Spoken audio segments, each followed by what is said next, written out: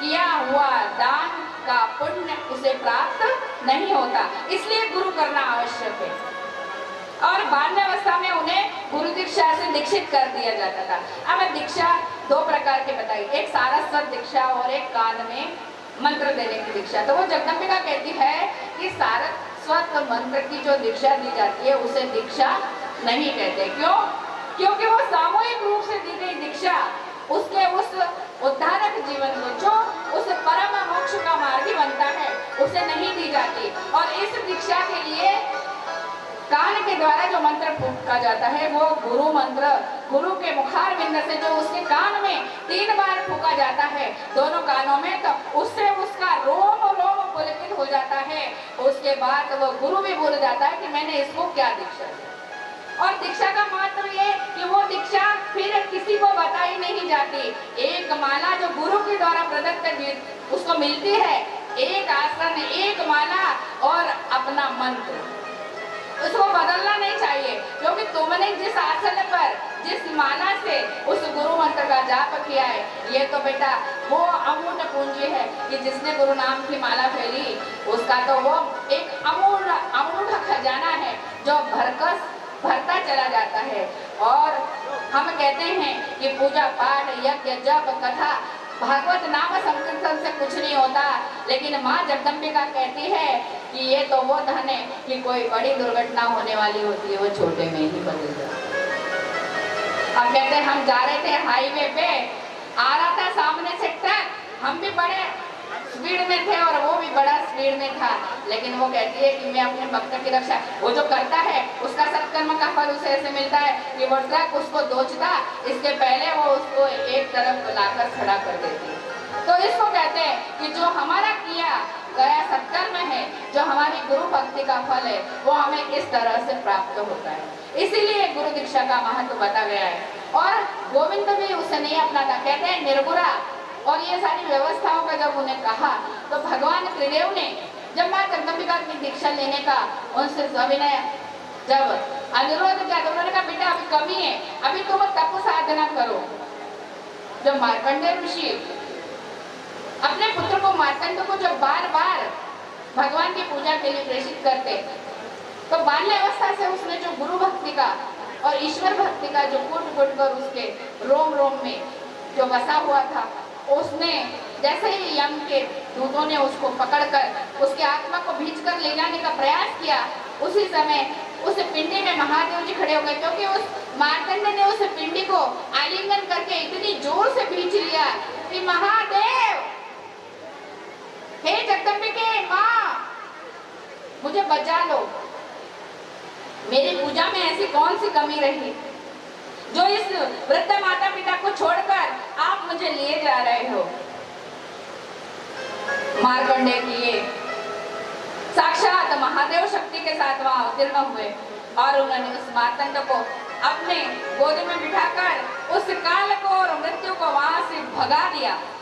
उन्होंने कहा कि जो मेरा भक्त है, मेरे साथ साथ हम दोनों की आराधना करके जिसने अपना संपूर्ण जीवन, जो बाल्यावस्था थी, खेलने खाने के दिन थे, इधर उधर आने जाने घूमने घामने के दिन थे, वो सब इसने मेरी पूजा भक्ति में समाहित किए हैं। इसलिए इसे मैं अमृत का वरदान देता हूँ। और जो भी प्राणी मार्कंडेश्वर मंदिर के दर्शन, कहते हैं ना, कोई भी रोगी पुरुष अगर मार्कंडेश्वर का जल प्राशन करता है, क्योंकि वो शिव शक्ति का चरणामृत है, उसे वो प्राशन करेगा तो उसका भयंकर से भयंकर रोग होगा, वो भी समाप्त हो जाएगा। भगवान ने, वो जगदम्बिका ने सिर्फ गृहस्थाश्रमी जीव को, रामायण ही एक ऐसा ग्रंथ है जिसे पढ़ने का आदेश किया है। अब हम तो ज्ञानी नहीं, महाज्ञानी हैं। शब्द सिद्धि का पाठ, मृत्युंजय जाप, गीता, नाना प्रकार के ग्रंथ हम अपने मन से ही अपने घर में पढ़ते रहते हैं, जिसका परिणाम नाना प्रकार की व्याधियां और दुख का उपभोग करते हुए हम अपने आप को परेशान कर लेते हैं। क्योंकि सांसारिक जीव उस कार्य को इतनी शुद्धता से नहीं कर सकता, और कोई भी कार्य जो पूजा पाठ से शक्ति से संबंधित होता है, पूजा से संबंधित होता है, उसे हम उतनी शुद्धता से नहीं कर सकते जिस तरह से एक भी तरह के अनुरागी और मंदिर देवालयों में जो मंत्र जाप होते हैं वो सिद्धि को प्राप्त करते हुए हमारे सारे कार्यों को पूर्ण करते हैं। इसलिए निषेध बताया गया है मनुष्य गृहस्थाश्रमी को सिर्फ रामायण के अलावा उनको। क्यों? क्योंकि ये रामायण कहते 3 रानियां, 1 राजा, और इन तीनों से जो पुत्र और पुत्रियां उत्पन्न, पुत्री और पुत्रों के रूप में जो इसका रामायण का जो तुलसीदास जी ने उसको लिखा, अपने भाषा में उन्होंने अपने हिसाब से बताया, लेकिन वाल्मीकि ऋषि ने जिस समय इस रामायण ग्रंथ की रचना की, क्योंकि सरस्वती का उनके ऊपर कृपा हुई। और उस कृपा के लिए, क्योंकि वो तो डाकू थे, वो कुछ नहीं जानते थे, पूजा पाठ उनकी जीवना से तो कोई शब्द पूजा का निकलता ही नहीं था, भगवान का नाम तक नहीं निकलता था।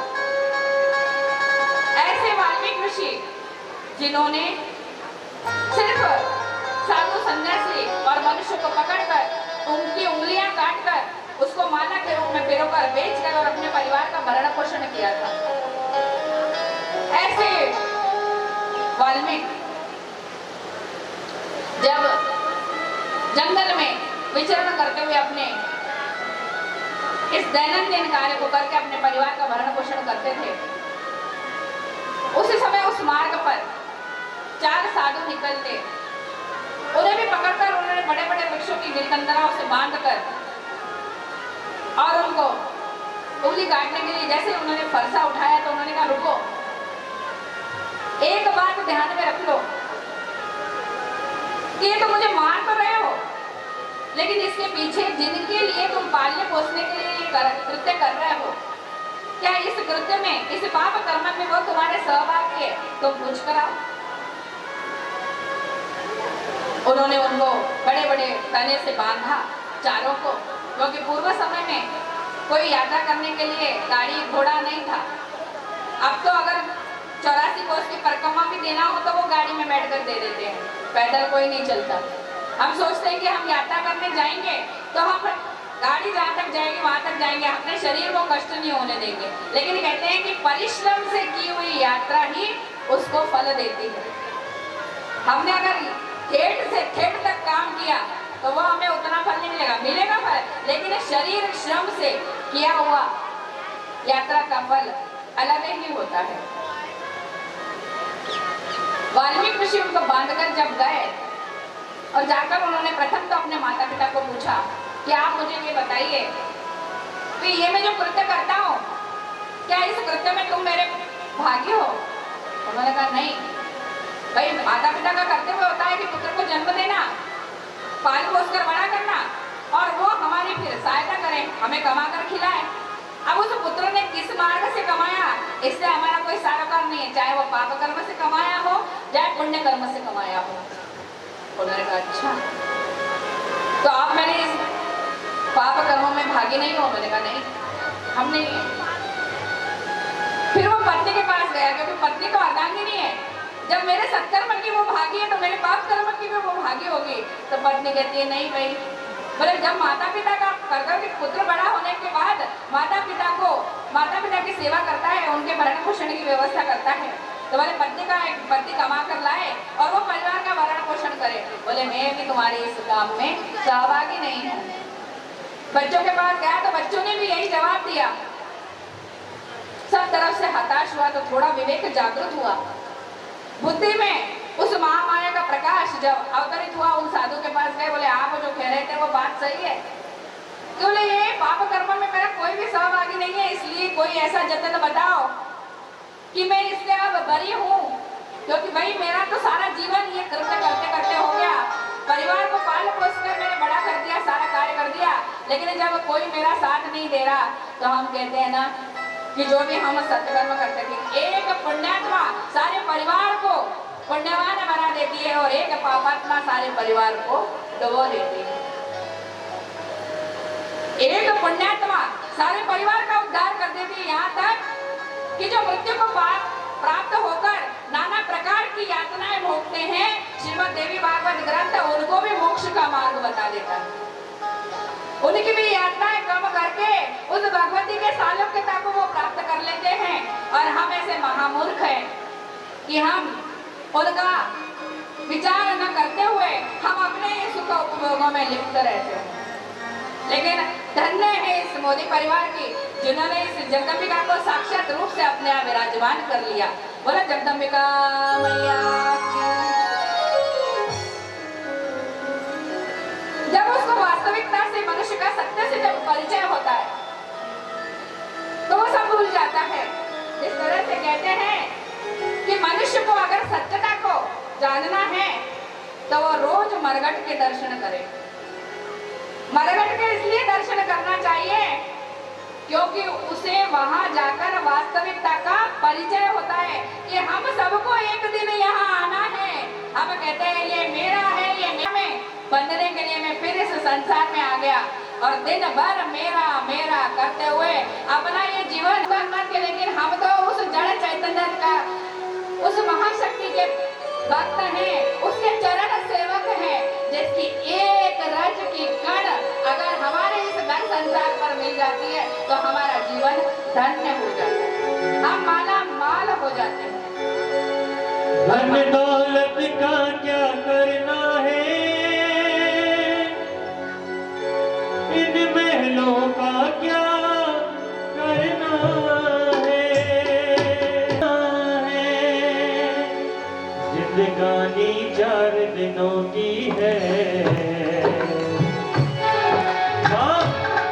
जिंदगानी 4 दिनों की है।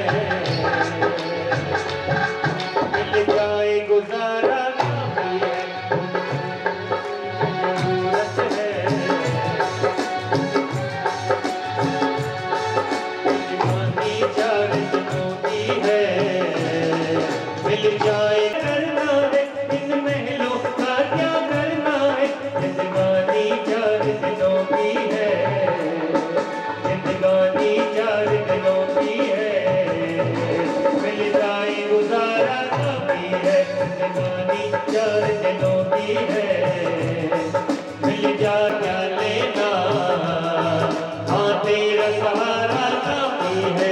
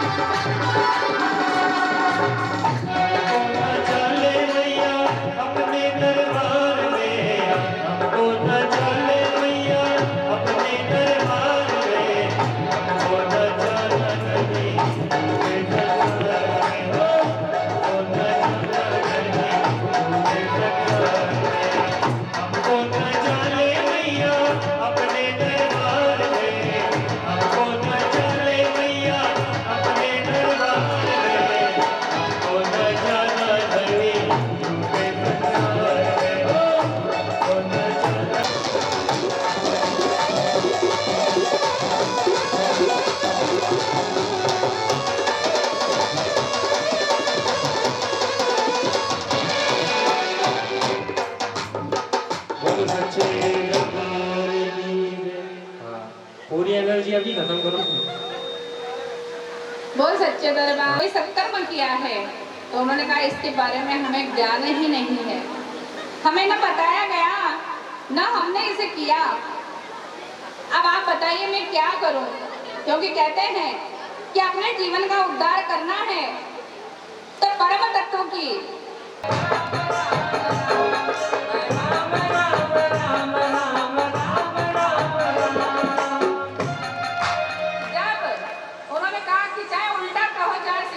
बोले तुम मरा कहोगे, लेकिन और जब ब्रह्म के समान हो गए तो वो पराभूत शक्ति उन पर कृपा बरसाने के लिए रामायण का उन्होंने कार्य जय विजय जो कुंभकर्ण और रावण के रूप में जब इस धरा पर अवतीर्ण हुए, राजा दशरथ शांति का विवाह जौन के साथ करके उन्होंने उन्हें दक्षिण का राज्य देना मंदिर बना हुआ है आज भी। लेकिन कहते हैं कि राज्य की जो क्षत्रिय वंश परंपरा थी, जो सूर्य कुल का जो एक विधान था, उसमें स्त्री को गद्दीनशीन नहीं किया जा सकता था। उसी में जब राजा दशरथ इस बात के लिए चिंतित रहते कि मेरे कोई पुत्र नहीं है और इस पुत्र को पाने के लिए नाना प्रकार के उपचार किए, लेकिन उन्हें इसकी कोई स्त्रियों का उन्होंने सम्मान करने के बाद सुमंत से उन्होंने कहा कि भाई ऐसा कोई योजना करो कि ये मुझे पुत्र के प्राप्ति का कोई साधन बताए। लेकिन कहते हैं कि जब तक वो जगदम्बिका की कृपा नहीं तब तक पुत्र प्राप्त नहीं हो सकता। इसके लिए उन्होंने आखेट के जाने का निश्चय किया। उस दिन कौशल्या ने उनसे कहा, बोले महाराज उसको मिथ्या समझकर वहां से निकल गए और जाकर देखा उन्होंने तो श्रवण कुमार जो माता पिता की सेवा के लिए तीर्थाटन के लिए उन्हें 2 पलड़ों में बैठाकर जब वो अयोध्या की ओर आए और उन्होंने माता पिता ने जब पानी पीने की इच्छा उनके मन में आई और उन्होंने सरयू के तट पर जल लेने के लिए जैसे वो आए तो पूर्व समय में जब आखिट के लिए जाते थे तब पानी पीने के लिए जो भी जानवर आते थे शब्द विधि बाण चलाने में प्रवीण महाराज दशरथ उन्होंने उस दिशा में वो बाण छोड़ा। उन्हें नहीं मालूम था कि ये किसी मनुष्य के लिए मेरा बाण लगेगा और वो बाण श्रवण को लगा। जब हे माँ ये चित्ला उद्गार उनके मुख से निकले, इन उद्गारों को सुनते हुए जब वो उनके समीप गए तो उन्होंने कहा, महाराज आप जो भी हैं मैं आपको नहीं जानता, लेकिन आप इतना काम कर दीजिए, कहने मेरे वृद्धा माता पिता जो अंधे हैं उनको आप ये जल पिला दीजिए, लेकिन इतना बात ध्यान में रखना कि आप उनको अपने मुख से कुछ न कहना, जब वो पानी पी ले जब आप बताना। वेदना उस जगदम्बिका ने पहले से लिख कर रखी थी। जैसे ही वो उनके समीप पहुंचे पैरों की पदचाप से माता पिता समझ गए और उनके मुख से अनायक निकला, श्रवण तुम आ गए, आओ बेटा हमारा कंठ सूखा जा रहा है, हमें तनिक पानी पिला दो।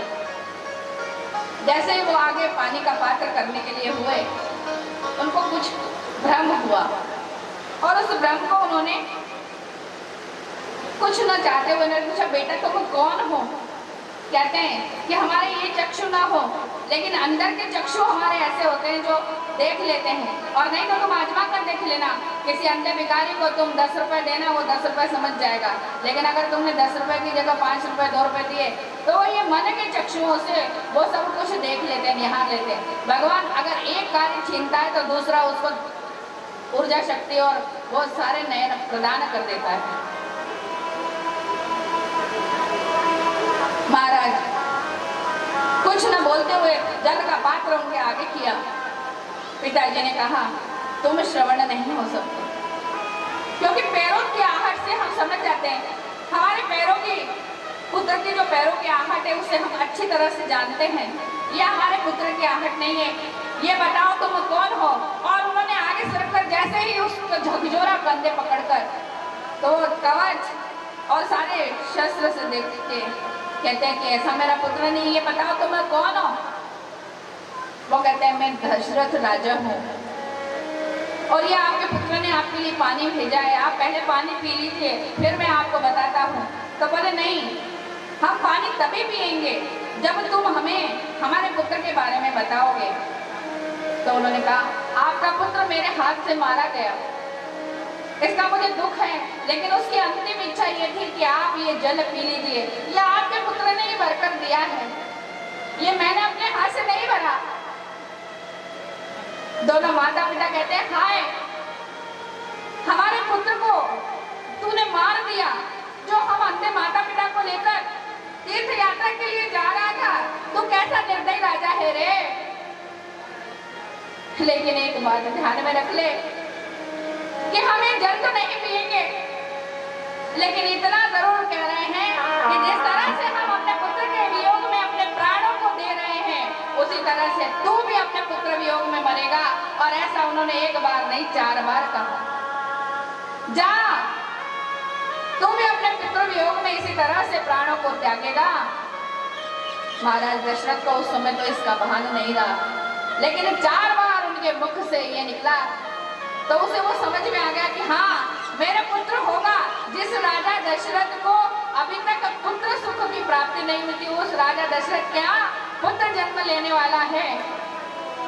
भगवती जिस समय कहते हैं ब्रह्मा जी ने सरस्वती को जब ये लेखनी लिखने के लिए कहा था, उस समय सरस्वती की लेखनी भी रुक गई थी कि हे जगदम्बिके, तूने ये संसार की रचना तो की है, लेकिन उसने दुख इतना कूट कूट कर भरा है। ऐसा क्यों कि जिस पुत्र के मोह में राजा दशरथ को पुत्र सुख प्राप्त होने वाला है, वही पुत्र उसके मृत्यु का कारण बनेगा। तू भी अपने पुत्र के वियोग में प्राणों को त्यागेगा। ये बात महाराज को आकर उन्होंने कौशल्या को कही। बोले कौशल्या, तुमने जो मुझे कहा था वो बात सत्य हो गई। आज वास्तव में मुझे पुत्र होने का आशीर्वाद मिला है, वो भी मरते हुए माता पिता। लेकिन मेरे उस दुख का कारण कोई नहीं जान सकता, और ये श्राप उस ब्राह्मण का मेरा पीछा नहीं छोड़ेगा। कहते हैं कि ब्राह्मण का श्राप ब्रह्म के समान होता है। एकम खलिविदम ब्रह्मा नान्यदस्ति सनातनम तेन हन्तु मां पवित्राणाम लोक कल्याण। सदाचार कार्य करने वाला राजा दशरथ आज एक पुत्र का, ब्राह्मण पुत्र का हत्यारा बन गया। इस पाप की मैं कैसे, इस पाप से मेरा कैसे उद्धार होगा। हाय, देवासुर संग्राम के समय भी जब मैं देवताओं के साथ युद्ध करने के लिए जरासंध के साथ जब मैंने वहां जाकर देवताओं की मदद की थी, उस समय भी जब राक्षसों को मारने के लिए मैंने शस्त्र उठाते, मेरा मन इतना द्रवित नहीं हुआ था। ये क्षत्रिय वंश की, सूर्य वंश की परंपरा है, जिसको मैं कभी भी अपने आंखों में नहीं झलकने देता था। लेकिन आज उस पुत्र के मृत्यु ने मुझे झकझोर कर रख दिया है। उसी समय वशिष्ठ जी का वहां प्रादुर्भाव हुआ और उन्होंने कहा, राजा दशरथ, विधि का विधान है, क्योंकि जिस विधि ने जो विधान लिख कर दिया है, उस विधान को उस पराभूता शक्ति के अलावा और कोई नहीं मेट सकता। और तुम विश्वामित्र की मदद से पुत्रेष्टि यज्ञ करो। मैं तुम्हारा कुलगुरु तुम्हें आदेशित करता हूँ कि 7 कुओं का, 7 गंगा जलों का पानी 7 नदियों का जल, 7 कुओं का जल लाया जाए, इस यज्ञ वेदी को शुद्ध करके और पुत्रेष्टि यज्ञ को किया जाए। कहते हैं जब महाराज दशरथ ने पुत्रेष्टि यज्ञ को किया, उस समय मां जगदम्बिका स्वयं उस यज्ञ में अग्निदेव की सहायता करके उन्होंने स्वर्ण पात्र में वो पायस, अब पायस जिसे कहते हैं, जो पायस दूध, दही, शहद, घी और मक्खन से बनकर तैयार होता है, उस पायस का दान उस खीर के रूप में मां जगदम्बिका ने स्वयं राजा दशरथ को अग्निदेव के हाथ से दिलवाया और उन्होंने कहा कि इसे तीनों रानियों को देना। तीनों रानियों को देने के लिए जैसे ही उन्होंने पहला भाग कौशल्या को दिया, कौशल्या ने कैकेयी को दिया और कैकेयी ने और कौशल्या ने दोनों भाग सुमित्रा को दिए। उस समय भगवान नारायण ने मां जगदम्बिका से पूछा, हे मां, तुम तो महाराज का जन्म लेकर दक्षिण की ओर प्रस्थान कर चुकी हूँ, फिर मैं अकेला एकाकी इस राज्य की धरा को कैसे संभालूंगा। मैं तो तुम्हारे बिना बहुत छोटा हूँ माँ, आप मेरी रक्षा करो।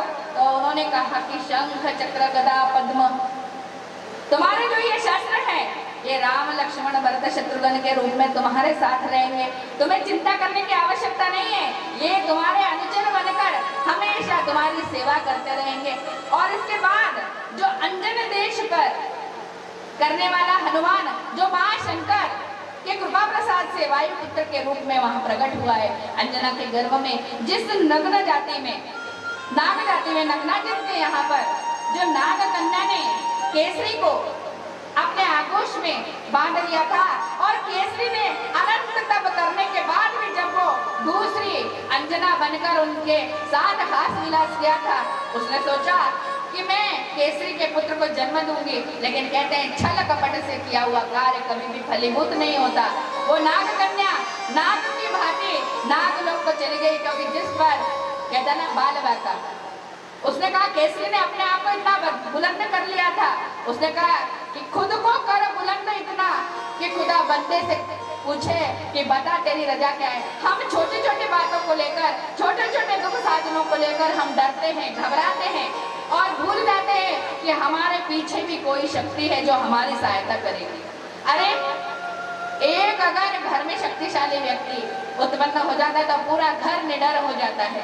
और हम ऐसे गुरु से दीक्षित हुए, कहते ना इंसानों की दीक्षा तो सब लेते हैं, लेकिन हम कितने धन्य भागी है जिससे आज साक्षात शक्ति ने हमें दीक्षित किया है।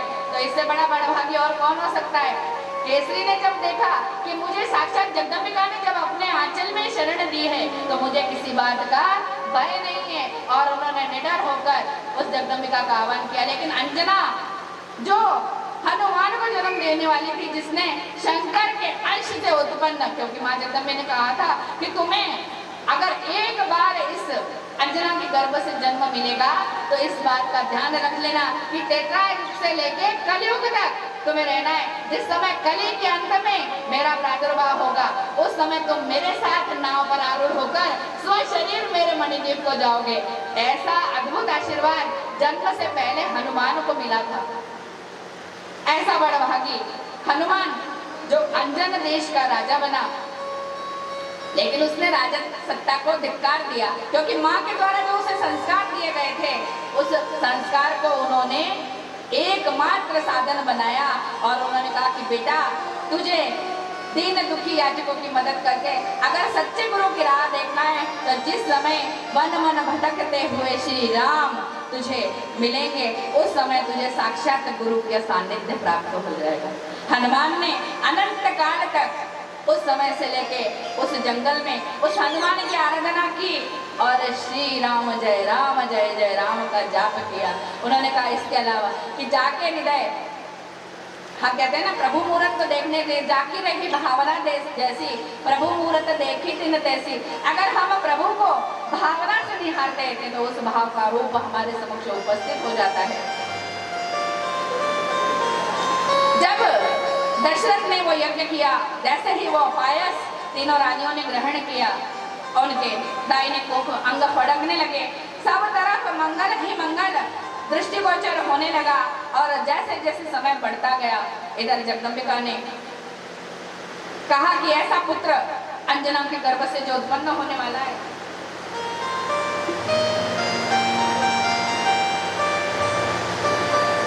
वो, क्योंकि वायु पुत्र के नाम से उसकी ख्याति होगी और उसका गुरु कहते हैं ना कि कानों के मंत्र की दीक्षा को माना जाता है। अब उनके मन में माँ जगदम्बिका का ऐसा भाव उत्पन्न हुआ उनकी बुद्धि में कि उन्होंने सूर्य को अपना गुरु बनाने का निश्चय किया। अब सूर्य ऐसे जो अपनी माँ की आज्ञा से इस समूचे पृथ्वी का भ्रमण करते हैं, घूमते रहते हैं अपने रथ पर आरूढ़ होकर, क्योंकि उनकी आज्ञा सूर्य दिन रात। जब भगवती ने इस सृष्टि की रचना की थी तो उस समय सूर्य के रथ पर जहाँ जहाँ 7 गड्ढे हुए वो 7 समुद्र बन गए और इसका उन्होंने कन्याकुमारी से लेकर कश्मीर तक पूरा राज्य समूचा भर लिया। तो उस समय देवताओं ने उनसे कहा था कि जो मनुष्य इस धरा पर अवतीर्ण हुआ है उसको जीवन यापन करने के लिए क्या आवश्यकता होगी। तो उन्होंने कहा था कि सबसे जरूरत मनुष्य को अगर है तो वो पानी की है।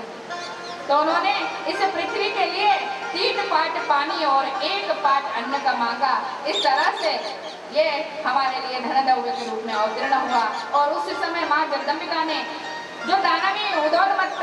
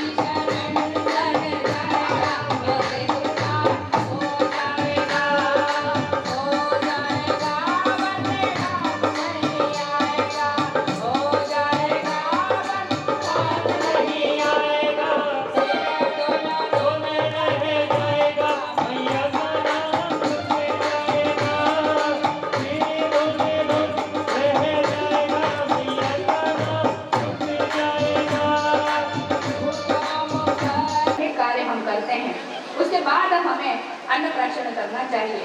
तो अगर हमने उस भूख पर काबू पा लिया तो हम आने वाले सारे कार्यों को सुलभ। उस समय जो चाहिए वो पंचामृत और चरणामृत के रूप में तुम उसे ग्रहण करना, तुम्हारी वो उदर शांति हो जाएगी। लेकिन उसके पीछे चारों भाई एक दूसरे के मुख को जान देखते हुए, लेकिन गुरु के वचनों को मान रखते हुए आगे बढ़ते हैं। तब उन्हें सारी विद्याएं जब गुरु के द्वारा प्रदत्त होती, उस समय उन्होंने फिर जब वो अपने उस मुनिवेश में चारों कुमारों को देखकर दशरथ थोड़ी देर के लिए विश्वामित्र से कहने लगे, अपना जो ईश्वरीय कार्य करते हैं, जो यज्ञ कार्य करते हैं, उसमें नाना प्रकार के राक्षस विघ्न उत्पन्न करते हुए हमें त्रास देते हैं। तो इसलिए हम राम और लक्ष्मण को बालक ये भला उन राक्षसों का कैसे मुकाबला करेंगे। लेकिन कहते हैं कि महाराज के कुल गुरु वशिष्ठ उसकी आज्ञा का उल्लंघन न करना। सीताराम सीताराम जय सीताराम, राधे श्याम राधे श्याम राधे श्याम जय राधे श्याम। दीनबंधु दीनानाथ मेरी डोर तेरे हाथ, दीनबंधु दीनानाथ मेरी डोर तेरे हाथ, दीनबंधु दीनानाथ मेरी डोर तेरे हाथ। दीनबंधु दीनानाथ मेरी डोर तेरे नमः शिवाय ओम नमः शिवाय, ओम नमः शिवाय, ओम नमः शिवाय, नमः शिवाय ओम नमः शिवाय।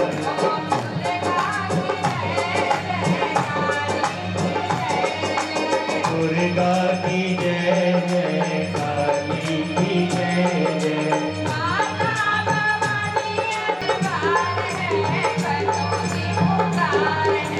मैया का दरबार है, भक्तों की पुकार है।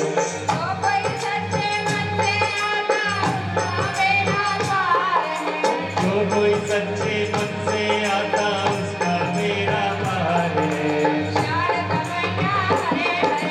शारदा मैया हरे हरे, ओ शारदा मैया हरे हरे, ओ शारदा मैया हरे हरे, ओ शारदा मैया कृपा करे,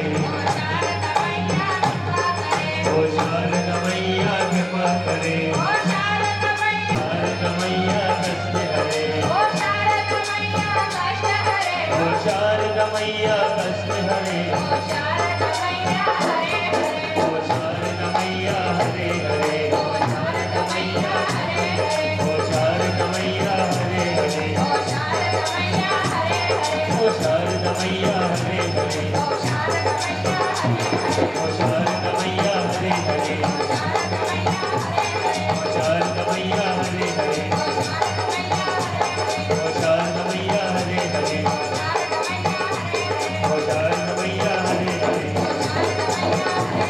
शारदा मैया हरे हरे, ओ शारदा मैया हरे हरे, ओ शारदा मैया हरे हरे, ओ शारदा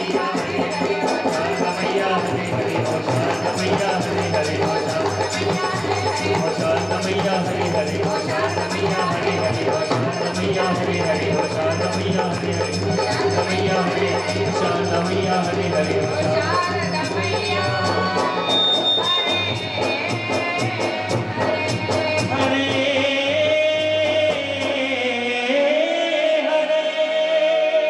दया के विकारी माँ दया मांगते हैं, चरणों में गिर के माँ क्षमा मांगते हैं।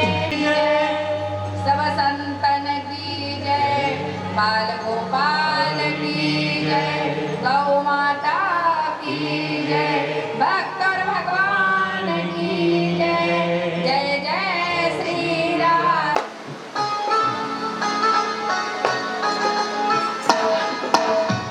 हेलो, एक तारा माई का नाम था। बोल सच्चे दरबार।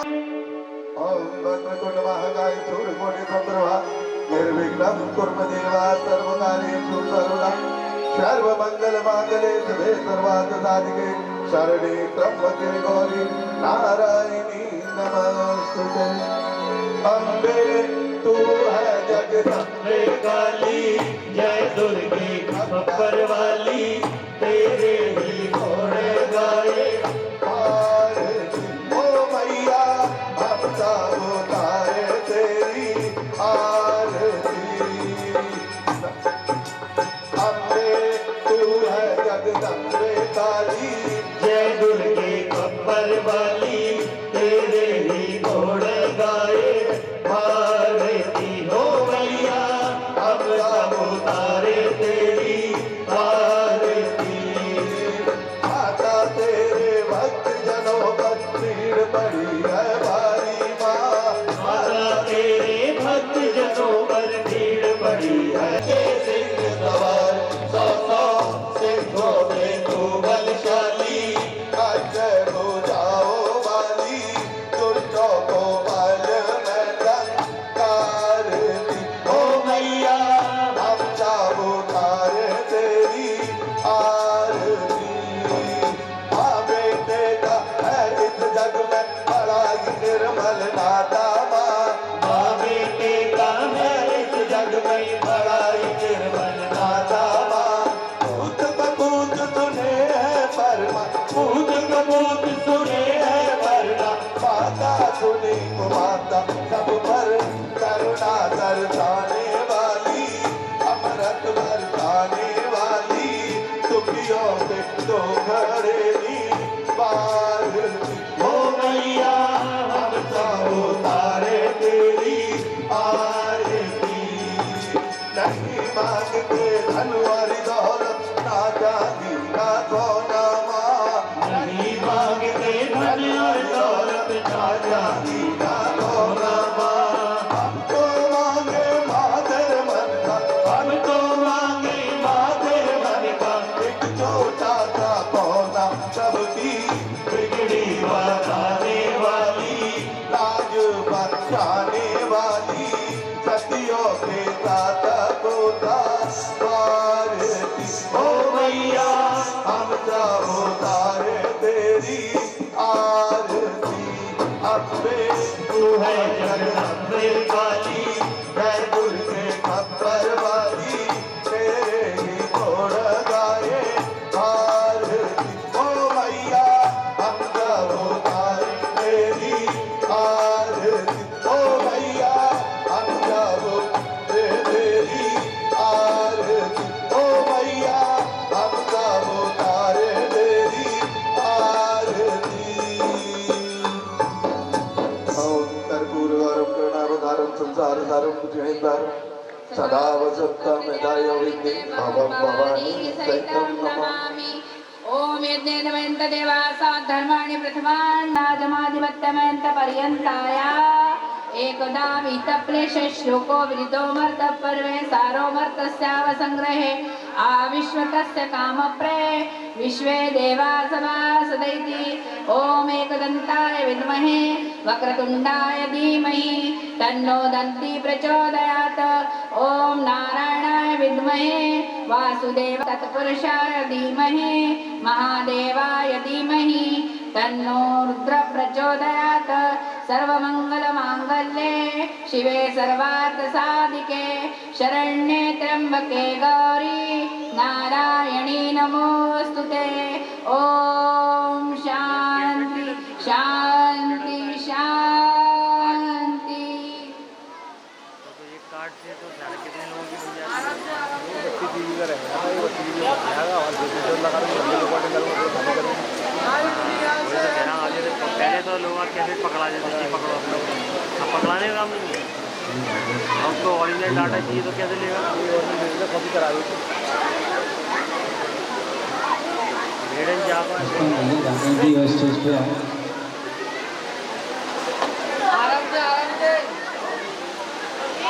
सामने से हटिए, सामने से हटियो।